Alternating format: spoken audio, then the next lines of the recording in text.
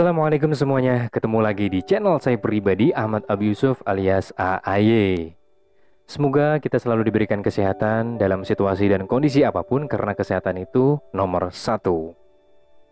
Kisah ini terjadi di tahun 2008 silam. Singkat cerita, saya sebenarnya sudah bekerja di salah satu perusahaan A, dan kemudian itu adalah hari Minggu di mana saya libur di perusahaan A. Kemudian saya melamar di perusahaan yang namanya adalah PT Borneo Indobara. Itu yang punya adalah Sinarmas Group kalau secara akuisisinya. Singkat cerita, hari itu adalah hari Minggu yang dimana saya menaruh ada 4 lamaran di beberapa titik perusahaan. Dan salah satunya di PT Borneo Indobara atau orang lebih mengenalnya PT BIB adalah salah satu referensi dari keponakan saya yang pada saat itu umurnya masih sekitar 5 tahun. Dia mimpi katanya.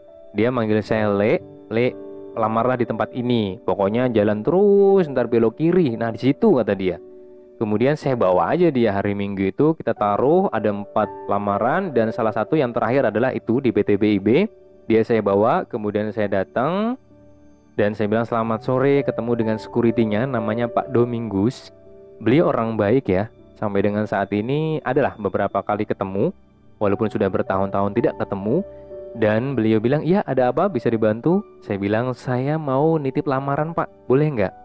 Wah maaf dek, kita di sini sudah 2 minggu nih, nggak membuka lowongan. Bahkan kami sudah dibilang sama atasan supaya tidak menerima. Nanti malah ujung-ujungnya saya bakar juga. Beliau orangnya jujur banget.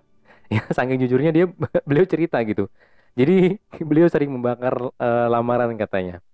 Dan saya sedikit agak ketawa, tapi dalam hati aja, enggak apa-apa pak, saya bilang seperti itu. Karena pada saat itu sudah sore, ditambah lagi, karena saya kan sudah buat lamaran ya, buat apa saya bawa pulang lagi, nggak ada hasilnya. Baiknya dalam hati saya titipkan aja. Jadi saya ngomong, saya titipkan aja pak, nggak apa-apa. Walaupun toh nantinya nggak ada lowongan, saya nggak dipanggil, bahkan nanti bapak bakar sekalipun tidak apa-apa. Karena daripada mubazir saya bawa pulang lagi. Ya udah kalau gitu, tapi bener ya, saya nggak janji ya. Jadi nggak bisa diharapkan ya. Nggak apa-apa pak, bener, saya ikhlas. Akhirnya nggak apa-apa, ya udah kalau gitu isi buku tamu. Saya isi buku tamu dan kemudian alamat bla bla bla, keterangannya lamaran. Dari kejadian hari Minggu itu kurang lebih 3 hari saya ditelepon. Pada saat itu sebenarnya saya habis kontrak juga di perusahaan A. Habis kontrak tetap akan dipanggil seperti yang sudah-sudah. Jadi setelah habis kontrak itu kurang lebih nunggu 1 minggu dipanggil lagi. Ada yang 2 minggu, ya tergantung dari mungkin kebijakan lah bagaimana perusahaan itu. Namanya juga di situ saya masih menjabat sebagai ya general worker, artinya ya tenaga lepas lah ya. Perusahaan batubara, cuman memang keadaannya seperti itu karena banyak perusahaan masih merintis di tahun 2008 silam. Nah kemudian singkat cerita lagi, saya mendapatkan telepon di pagi hari dan itu adalah perempuan, saya lupa namanya Mbak siapa. Beliau orang baik juga. Beliau nelpon, selamat pagi dengan Mas Yusuf. Beliau langsung manggil Mas bukan Bapak. Mungkin ngelihat KTP saya, umur saya mungkin masih muda ya pada saat itu. Kemudian, iya selamat pagi Mbak. Ini dari mana ya? Masnya kemarin ada ngelamar di PT Borneo Indobara. Bahkan saya lupa PT Borneo sebelah mana ya? Di Gang Korea kata beliau. Oh iya ya benar. Saya ingat ya. Saya ada masukan Mbak. Emang kenapa ya? Jadi gini mas, masnya kan ngelamarnya itu jadi apa nggak ditulis di sini nih. Iya saya ngelamarnya sesuai dengan kompetensi mbak. Kompetensi saya kan di situ jelas dari saya pendidikan terakhir adalah SMK atau bahasa dulunya ada STM ya kan. Kompetensi saya adalah bidang mekanik, teknik lah istilahnya. Tapi ini nggak ada mas saat ini untuk lowongannya. Tapi ada nih lowongan kalau mas mau jadi security. Wah ketika itu pula langsung saya shock. Bener, saya sungguh shock karena begini. Sekitar tahun 2007, jadi kurang lebih 1 tahun dari kejadian itu, saya pernah istilahnya sakit hati dengan seorang security. Pada saat itu, kita flashback sedikit ya. Saya mengantar ibu saya ke sebuah bank, dan pada saat itu hanya 2 bank yang ada di wilayah kita. Ngantrinya luar biasa. Pada saat itu kalau tidak salah kami sudah ngantri ya. Ternyata orang yang dari belakang ini entah kenapa mereka kenal atau apa, dia langsung masuk. Kami protes dong. Dan tidak hanya kami, banyak sebenarnya yang protes. Dan kemudian saya jengkel banget itu, sakit hati banget sama orang security itu. Karena kami benar-benar posisinya jauh juga rumah, jauh banget. Pada saat itu jauh banget. Dan kemudian di samping itu ibu saya juga buru-buru kan buat uangnya buat hal yang penting lah. Artinya saya sakit hati banget, dan ketika di tahun 2008 saya melamar pekerjaan di PT BIP alias Borneo Indobara, kok yang ditawarkan hanyalah lowongan security. Jadi saya benar-benar shock, dan kemudian saya bilang, memang nggak ada mbak lowongan yang lain gitu loh. Dibilang untuk saat ini nggak ada mbak, mas. Bahkan kami juga sebenarnya nutup nih lowongan, cuman kami ada mau istilahnya membeli perusahaan, jadi ada akuisisi dari perusahaan inilah gitu. Saya nggak paham juga pada saat itu apa akuisisi atau apa bla bla bla. Yang penting dalam benak saya ada nggak lowongan selain security, dan dia bilang nggak ada. Jadi gimana nih, mau apa enggak? Beliau langsung ngomong seperti itu ya. Biasalah dari HRD pasti akan nawari seperti itu. Saya bilang, waduh kalau security kayaknya nggak dulu deh mbak. Atau gini mbak, boleh nggak mbaknya besok nelpon saya lagi, saya harus rundingan dulu sama keluarga. Aneh sekali mas ini. Orang dapat panggilan kok malah masih mikir-mikir. Orang masih banyak juga yang mau. Beliau bilang seperti itu.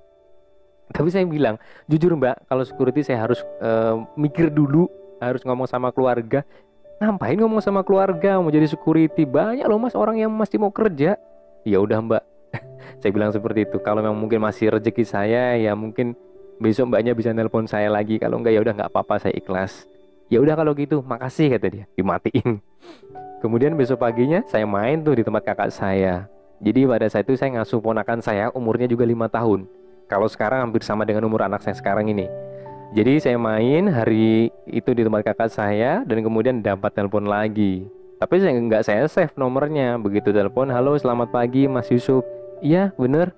Ini siapa ya? Saya bilang, ini kemarin kami dari PT Borneo Indobara. Sebenarnya beliau menyebutkan namanya, cuman saya benar-benar lupa sampai sekarang. Beliau orang baik, beneran orang baik. Saya lupa ya Allah, siapa nama beliau? Lupa mbak siapa. Beliau orang Jakarta juga. Kalau nggak salah antara Jakarta Bekasi lah.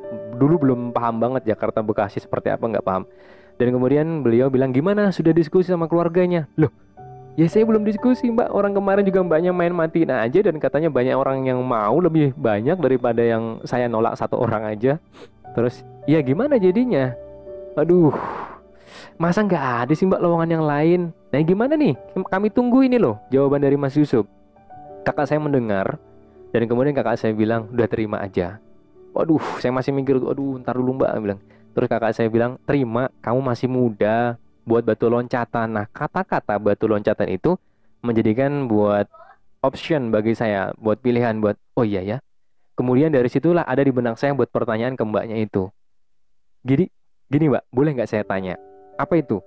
Misalnya mbak, saya sudah bekerja nih di perusahaan ini, diterima, kemudian saya ikut, pokoknya seleksi lah, kemudian saya diterima, interview dan lain sebagainya. Terus di suatu hari ada nih lowongan di departemen lain, masih dalam satu perusahaan PT BIP. Boleh nggak saya kira-kira ditawarin atau saya direferensiin buat ke jabatan di departemen lain?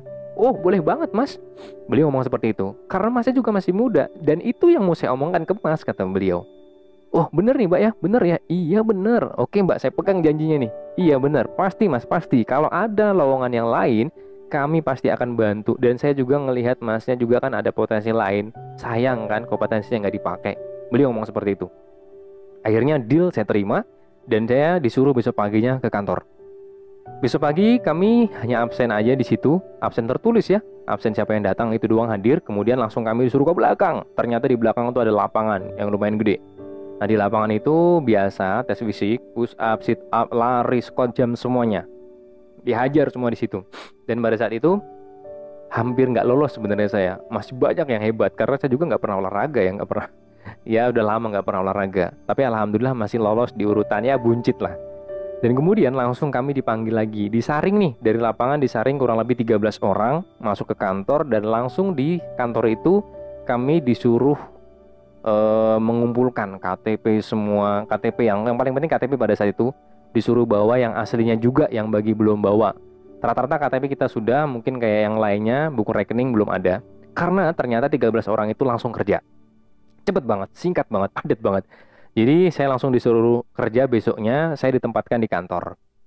Sampai dengan 1 tahun saya pun kontrak itu saya tetap di kantor. Tidak pernah kerja di lapangan sama sekali. Hanya 1 kali, itu pun keliling lapangan dengan komandan, hanya patroli doang. Nah kemudian singkat cerita saya bekerja, kemudian saya kena di shift malam. ketemulah dengan security yang namanya Pak Domingus. Pada saat itu saya naruh lamaran yang kata dia nggak ada lowongan. Dan dia bilang langsung, dan beliau langsung bilang gini, maaf ya dek, maaf banget katanya, karena memang nggak ada lowongan pada saat itu loh. Iya pak, nggak apa-apa, nggak apa-apa ya, itulah namanya rezeki pak, kata saya. Kalau nggak pun saya juga nggak apa-apa pada saat itu. Saya cerita juga sharing sama beliau, sebenarnya saya nggak mau jadi security, bla bla bla. Tapi saya ngomong sama Mbak, oh ya baru ingat namanya, Mbak Astrid. Ya benar, Mbak Astrid, saya baru ingat. Kemudian Mbak Astrid kalau mungkin bisa nonton video ini, saya terima kasih banget Mbak Astrid. Dan beliau, nah ingat ya, namanya Mbak Astrid namanya. Saya cerita juga, kata Mbak Astrid gini-gini, wah bagus tuh, kata Pak Domingus. Dan ternyata ngobrol-ngobrol, Pak Domingus adalah pada saat itu kenal banget sama orang tua saya, sama bapak saya ternyata. Singkat cerita, kami bekerja kurang lebih 1 minggu dan kemudian kami dipanggil semua security. Dari lapangan semuanya dipanggil, kami harus wajib pendidikan militer. Pendidikan militer, mungkin semi militer ya lebih tepatnya, yaitu di Sekolah Kepolisian Negara SPN, tepatnya pada saat itu di Banjarbaru, Kalimantan Selatan. Dan saya mendapatkan ini, ada sertifikat. Kalau zaman dulu security tidak semuanya mendapatkan seperti ini sertifikat, dan sekarang sudah diwajibkan hampir semua security. Ini tidak banyak orang yang tahu memang. Jadi mungkin tetangga atau mungkin orang-orang terdekat pun tidak semuanya tahu bahwa saya pernah menjadi seorang security. Dan ini dapat sertifikat langsung dari Sekolah Kepolisian Negara pada saat itu di tahun 2008. Dan tempat kerjanya memang saya di PT Borneo. Ini adalah logo dari Borneo. Sekarang perusahaan ini sudah cukup besar, cuman berbeda tempat maksud saya. Dia sudah berada di daerah sana, Angsana, tetap masih di wilayah Kalimantan Selatan. Dan singkat cerita lagi, kemudian setelah dari SPN saya pulang, hari demi hari saya bekerja. Nah disitulah mulai konflik batin. Konflik batin yang luar biasa, mungkin karena saya masih muda, emosinya masih tinggi, nggak labil. Masih labil, bukan nggak labil, masih labil, nggak karuan lah. Tekanan, nggak karuan lah pokoknya. Dan memang pada saat itu, security di PT Borneo Indobara itu agak cukup berat. Kami harusnya security tugasnya ya menjaga keamanan dan sebagainya. What are you doing? Why? Look up. Di close aja, di close. Oke, open again. Sorry bentar ya, itu ada bos kecil. Nah kemudian kita lanjut. Jadi harusnya tugasnya itu ya pengamanan kayak gitulah, yang semacam ya SOP dari seorang security. Tapi kami berbeda. Jadi pada saat itu kami security di lapangan baik di kantor itu mendapatkan tugas tambahan, yaitu untuk mencatat yang harusnya tugas checker. Misalkan ritase, berapa batu bara yang sudah lalu lalang, berapa tanah yang sudah lalu lalang diangkut sama unit truk, namanya OB istilahnya di pertambangan, tanah lapisan atas batu bara. Pokoknya intinya itu harusnya tugas checker itu dilimpahkan kepada security di tahun 2008. Jadi laporan dari tambang, tim tambang, security tambang lapor ke kami di kantor. Dan kemudian kami catat, kami bikin catatan bagus. Dan kami wajib fax ke Jakarta tiap harinya. Security kantor wajib bisa fax pada saat itu. Mungkin kalau sekarang gampang, tapi pada saat itu susah banget. Terkadang aja gangguan berapa kali nggak karuan. Kadang salah lagi, bikin lagi. Yang paling susah memang mencatatnya, konsultasi. Belum kita di situ kerjaan itu sambil ngatur parkir, ngurus tamu datang, ngurus demo. Premanisme masih banyak pada zaman itu ya kan. Belum tekanan yang bilang kamu masih muda mau jadi security, parah macam-macam. Dan ditambah lagi, security pada saat 2008 adalah jabatan paling terendah di sebuah perusahaan. Bahkan office boy aja itu jauh lebih di atasnya security. Gajinya aja lebih besaran office boy pada saat itu ya, berbeda dengan sekarang. Security sekarang pakaiannya keren. Security atau satpam itu sama sebenarnya. Keren pakaiannya. Kayak polisi sekarang kan, kayak the police. Beda banget sama pada saat itulah di tahun saya. Jadi tekanan batin gak karuan, dapat tekanan dari perusahaan, pressure, belum lagi di wilayah saya, tinggal saya. Dari beberapa tetangga, tekanan buat orang tua saya. Jadi kayak, oh jadi security anaknya gini-gini, wah ngapain masih muda jadi security. Bahkan jujur saya juga tidak ada namanya asmara. Tidak ada perempuan yang mau saya deketin pada saat itu. Jauh dari kata-kata cinta. Ditambah lagi saya punya temen juga pada menjauhi. Dan ada saya punya band. Jadi kami biasanya sering latihan. Memang kami belum sepakat buat membentuk band itu gitu, belum. Tapi setiap latihan pasti saya selalu ada bersama dengan mereka. Ada kalanya saya sudah bekerja, saya tidak bercerita kepada mereka. Kemudian saya ditelepon, saya bilang ada, saya lagi di Sungai Danau. Oke, kita mau ke sana. Saya bilang saya lagi belum selesai ngomong dia datang bersama teman-teman saya yang personil band itu. Kemudian begitu, kamu di mana sih? Di Gang Korea, saya bilang. Saya lagi membelikan UC1000. Pada saat itu milik dari ya manajer dari departemen lain. Ya kayak gitu. Semua itu sering dilimpahkan kepada security, beliin ini, beliin itu dan sebagainya. Semua departemen itu bebas minta tolong security. Belum lagi mbak-mbaknya dari admin, semuanya security kayak babu pada saat itu ya. Dan kemudian pada saat saya membelikan itu, mau beli UC1000 aja mikir-mikir pada saat itu. Uangnya nggak cukup, nggak pernah nggak pernah minum seperti itu ya. Kemudian teman saya ketemu tuh. Begitu nelpon, oh loh kamu kok kerja? Ya kan saya belum selesai ngomong. Oh ya udah kalau gitu nggak jadi. Ya tinggal saya. Dan sampai dengan saat ini kita lost contact. Satu yang masih ketika itu 2017, saya 2017 balik ke Kalimantan. Kemudian di situ ketemu sama dia dan sekarang masih komunikasi. Satu aja, personil lainnya kami lost. Nah, kemudian dari situ singkat cerita lagi, tekanan yang luar biasa itu ya tadi saya bilang berjalan dari perusahaan, kemudian masyarakat, teman, sahabat, semuanya luar biasa. Memang mungkin dalam cerita ini mungkin ada diambil konteksnya, memang mungkin karena saya pribadi masih muda. Jadi itu adalah sebuah memang ya alasan. Pada saat itu mungkin masih labil banget, sudah pastilah jiwa-jiwa muda. Berbeda halnya kalau dengan kondisi saat ini yang memang pada dasarnya hukum alamnya juga berbeda. Saat ini pokoknya intinya security itu lebih keren. Dari pakaiannya, dari istilahnya jabatannya, sekarang OB yang di bawah. Kita bisa melihat sendiri OB sekarang di bawah office boy, paling terendah di sebuah perusahaan. Kalau security sekarang udah melenggang tinggi. Jadi ya hukum alamnya berbeda dengan kala saat ini dibandingkan dengan zaman dulu. Ya mungkin yang bisa digarisbawahi dalam sebuah video ini, memang keadaan itu artinya tidak bisa kita samakan keadaan pada saat itu dengan zaman sekarang disamakan dengan persepsi atau kemampuan kita berpikir. Artinya ya coba aja kamu tuh harusnya lebih legowo atau mungkin lebih dewasa. Tapi pada zaman itu belum bisa. Hukum alamnya lebih kuat ke arah security itu dijudge lebih jelek. Dan ditambah lagi pada saat itu janji dari Mbak Astrid kemudian ditepati. Ya, suatu ketika ditepati, saya dipanggil ketemu langsung dengan bahkan langsung namanya pada saat itu apa ya? Kami PM namanya ya. Namanya PM Pak Budi, beliau orang baik juga, project manajernya. Jadi beliau langsung memberikan referensi kepada Bapak siapa saya lupa, departemen waktu itu departemen geoservice kalau nggak salah. Saya lupa juga, tapi di situ membawahi tentang teknik. Jadi mekanik-mekanik. Saya sudah melakukan training selama kurang lebih 8 bulan. Kurang lebih 8 bulan seingat saya. Ya kurang lebih 8 bulan saya sudah melakukan training. Jadi pada saat kerja malam, paginya saya nggak pulang, ikut training. Nanti terkadang 2-3 kali saya nggak pulang, langsung kerja malam lagi. Itu pun saya niatin supaya saya pindah departemen yang sesuai dengan kompetensi saya. Saya sudah jalani di departemen itu bersama dengan mekanik andalannya di situ, Mas Sulis namanya. Dan ternyata pada saat 8 bulan selesai saya dipanggil lagi dan beliau bilang kami tidak bisa memindahkan kamu karena kekuatan berbeda. Artinya apa ini? Jadi beliau adalah memang jabatannya manajer, tapi beliau ditugaskan dari Jakarta.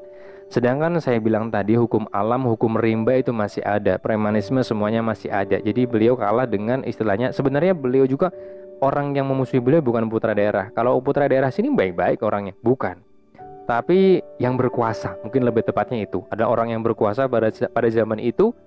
Ada satu keluarganya yang bekerja di PT BIB dan dia itu nggak tahu Allah alam tapi benci banget dengan saya. Dan beliau pernah datangin saya, kamu nggak akan bisa pindah ke departemen itu. Kalau bisa, potong telinga saya, kata orang itu.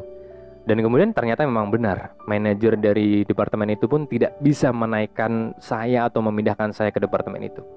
Akhirnya dengan berat hati dari Mbak Astrid juga tidak bisa berbuat apa-apa lagi karena memang keadaan ya di lapangan seperti itu. Akhirnya habis kontrak, saya juga memutuskan buat pertepatan sebenarnya sih. Habis kontrak juga iya, dan saya juga memang tidak akan mau lanjut lagi.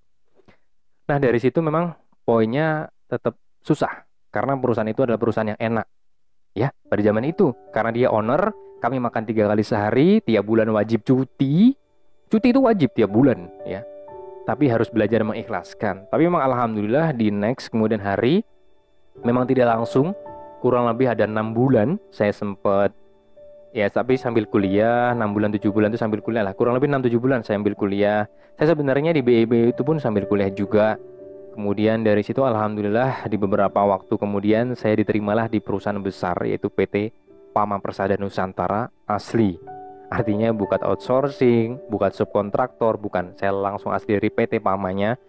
Ya mungkin berkah tadi. Memang berat kita mengikhlaskan sesuatu yang benar-benar kita sukai terus kita ikhlas itu berat. Tapi memang ada beberapa guru-guru saya juga mengatakan harus ikhlas. Kalau ikhlas pasti akan diganti yang lebih baik. Alhamdulillah saya masuk di perusahaan PT Pama yang videonya sudah tayang lebih duluan. Nanti kalau mau nonton cerita di Pama Anda bisa klik di atas sini. Mungkin itu aja yang bisa saya sampaikan. Terlebihnya bisa bermanfaat buat saya pribadi dan keluarga. Dan bagi Anda semua yang mendapatkan manfaatnya, terima kasih sudah menonton video ini. Dan ketemu lagi di next time video. Wassalamualaikum warahmatullahi wabarakatuh.